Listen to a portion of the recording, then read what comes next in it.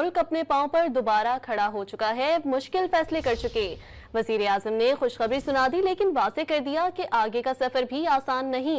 यौम तामीर और तरक्की की तकरीब से खिताब करते हुए बावर कराया कि मुल्क को अमन और भाईचारे की जरूरत है। मुल्क की तारीख में ये पहली दफा है कि पाकिस्तान में सियासी हुकूमत और इदारे मिलकर काम कर रहे हैं। वाज़ेह कर दिया कि कारोबारी बिरादरी की बात सुनी जाएगी।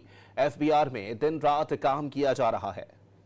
उम्मीद सामने आ गई है, पूरी कौम देख रही है कि अब पाकिस्तान दोबारा टेक ऑफ करने की पोजीशन में आ चुका है। आज जनवरी में सिर्फ 2.4% पर महंगाई आ चुकी है, 40% से। तो ये अल्लाह ताला का बेपाया फजल करम और एक शानदार टीम की मेहनत और जिंदगी के तमाम तबकात ने इसमें हिस्सा डाला है। 12% पर यहाँ पर आपका पॉलिसी रेट आ गया है, काइबोर 11% पे आ चुका है। तो ये कोई मामूली बात नहीं कि 100% आपकी पॉलिसी रेट नीचे आया है। इज्तिमाई तौर पर सैलरीड क्लास ने 300 अरब रुपया अगर उन्होंने कंट्रीब्यूट किया है, तो मैं समझता हूँ कि उनको मैं सलाम पेश करता हूँ कि जब अपना काफिला अज़्म व यकीन से निकलेगा, जहाँ से चाहेंगे रास्ता वहीं से निकलेगा।